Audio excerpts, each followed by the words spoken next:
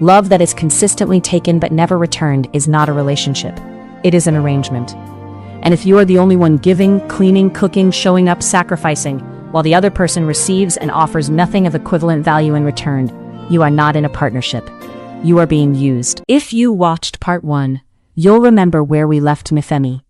She had spent an entire day cleaning Felix's apartment, cooking his favorite meal, setting a beautiful table, all without being asked, all hoping he would walk in, see everything she'd done, and choose her again. She had fallen asleep on his bedroom floor while waiting. And then, a bang. A door. Heels on tiles. A woman's voice. "Wow, you've got a nice place." That line, 4 words from a stranger, is where this excerpt begins. And from that moment, Nifemi's world quietly collapses.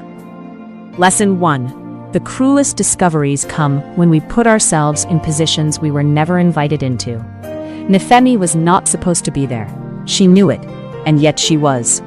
She had entered Felix's apartment uninvited, with a key he forgot to reclaim, driven by love and the desperate hope that her presence, her effort, would change his mind. But instead of the reunion she imagined, she got a front-row seat to his new relationship. She heard Linda's voice. She heard Felix's lies. She heard the kiss. She heard "I love you," directed at someone else. And she heard it all from behind a bathroom door, clutching her handbag, holding her breath. Here is the painful truth this scene forces us to confront. When we refuse to let go of someone who has already let go of us, and made it painfully clear, we often end up witnessing things that break us further. Nifemi didn't find closure behind that bathroom door. She found confirmation of everything she feared, that she had already been replaced, that her love had been one-sided, and that the man she gave 11 months of her life to had moved on without a second thought. The lesson. Sometimes, the most merciful thing a closed door can do is stay closed. When we force our way into spaces we've been asked to leave, physically or emotionally, we risk discovering truths we are not yet strong enough to carry. Hearing that it is over is hard enough. But watching the one who walked away already in the arms of another, in real time, in hiding, in silence, that is something else entirely. Lesson 2. How someone speaks about you when you're not in the room reveals everything. This is the moment that cuts the deepest. Linda notices the food. She notices how clean the apartment is. She becomes curious. And Felix, without missing a beat, says, "I sometimes leave a spare key with my neighbor's younger sister. She helps me tidy up and cook when I'm too busy. I pay her." Let that sink in. Nifemi, a woman who loved this man with everything she had, who cleaned his apartment every weekend for 11 months, who cooked for him, cared for him, showed up for him, was reduced, in his own words, to a paid maid, a neighbor's sister, nameless, faceless, transactional. He did not say, "A friend did this for me." He did not say, "Someone I care about." He erased her completely because acknowledging her existence was inconvenient for him in that moment. And the most shattering part? Nifemi heard every word. She heard herself described as someone he hired. She heard herself dismissed. And she had to stand behind that door and absorb it, quietly, alone, with nowhere to put the pain. The lesson: how a person talks about you in your absence tells you everything about how they truly see you. If someone can erase you, your sacrifice, your love, your presence, with a sentence, then you were never truly seen by them at all. You deserve to be with someone who speaks of you with warmth, with pride, with love, whether you are in the room or not. Lesson 3. Dignity is a choice, even when everything in you is falling apart. After Felix walks Linda out and returns to the bedroom, he finds Nifemi on the floor. Swollen eyes, runny nose, trembling, utterly broken. And yet, watch what she does. She gets up. She walks to the bathroom. She splashes cold water on her face. She takes out a handkerchief. She pats herself dry. She smooths her skirt. She runs her fingers through her hair. She composes herself, not for him, but for herself. And then she picks up that apartment key, the key that started everything, and she drops it on the bed. Firmly, not flung in anger, not thrown in his face, just placed, quietly, finally. That key is not just a key. It is a symbol. It is her saying, I no longer need access to a space that was never truly mine. And when Felix, after everything, tries to offer her money for the food, she says, "Consider it a parting gift." Not bitterness, not rage, not a breakdown, just quiet, exhausted grace. The lesson: dignity is not the absence of pain. It is the decision to carry yourself with integrity, even when you are shattered inside. Nifemi did not perform strength for Felix. She found something small and steady within herself, and she held on to it just long enough to walk out with her head up. That is not weakness. That is one of the most profound forms of courage. Lesson 4. When someone shows you who they are, believe them. Let us talk about Felix for a moment, because this excerpt gives us a masterclass in who he really is, and it is not pretty. As Nifemi sits on his bedroom floor, broken and weeping, here is what goes through Felix's mind as the author reveals it to us. He thinks she looks pitiful. He thinks she looks disgusting. And then almost immediately he feels gratitude. Because the apartment is spotless. Because the food is well made. Because Linda was impressed. And then he mentally adds to his to-do list, retrieve my key from her. Not I should check on her. Not did I cause this. Not even a moment of genuine remorse. Just get the key back. This is who Felix is. This was always who Felix was. He was not a good man who made a mistake. He was someone who took what he needed, felt no guilt about it, and moved on the moment something shinier came along. And the tragedy is, the signs were always there. He never introduced Nifemi to his friends in 11 months. He never took her to meet his closest circle. But with Linda, within days his colleagues knew. Within weeks his friends had met her. He even took her out 4 times to upscale restaurants. The contrast is not subtle. It never was. The lesson: when someone consistently shows you, through their actions, their words, their priorities, that you are not truly valued, believe them. Not the version of them you've built in your head, not the person you hope they will become, the person they are actually showing you right now. Felix never hid who he was. Nifemi just loved him too much to see it clearly. Lesson 5. Using someone's love as a resource is a form of emotional exploitation. 11 months. 11 months of cleaning his chaos, stocking his fridge, cooking his meals, making his house feel like a home, every single weekend, and not once, in all that time, did Felix take Nifemi to meet his friends. Not once did he show her off, the way he did Linda within weeks. Not once did he invest in her, the way he invested in 4 dinner dates at upscale restaurants. Every naira an investment well made, as he believed. Nifemi received nothing in return for what she gave. Not reciprocity, not recognition, not even honesty. Just the illusion of a relationship, kept alive just long enough to keep her services coming. That is not love, that is exploitation. And Nifemi names it herself, finally, behind that bathroom door, with devastating clarity. She had been to him a glorified housekeeper, except she wasn't getting paid. The truth, when it arrives, is always that clean, that brutal. The lesson: love that is consistently taken but never returned is not a relationship. It is an arrangement. And if you are the only one giving, cleaning, cooking, showing up, sacrificing, while the other person receives and offers nothing of equivalent value in return, you are not in a partnership. You are being used. You deserve someone who gives as freely as you do. Lesson 6. Mourning the end of a relationship is not linear, and it is not a sign of weakness. After Felix and Linda leave the room, Nifemi slides slowly down the bedroom wall and sits on the cold floor. She draws her knees to her chest. She buries her face, and she weeps. And I want us to stay in that moment, because the author does not rush past it, and neither should we. Nifemi is not weak for crying on that floor. She is human. She has just been humiliated in one of the most intimate ways possible, hidden in the apartment of a man who erased her from his story while she stood 3 feet away. She thought she had finally found someone who would truly see her, cherish her. After 11 months of giving, of hoping, of trying, she ended up hiding from his new girlfriend behind a bathroom door. Of course, she wept. And later, when she arrives home, limping, exhausted, hollow, she tells her sister, "Moyo, I feel empty, not angry, not dramatic, just empty." That quiet devastation is one of the most honest descriptions of heartbreak ever written. The lesson: mourning the end of a love, real or imagined, is valid. It is not dramatic. It is not weakness. It is the natural cost of having opened yourself to someone who did not handle that gift with care.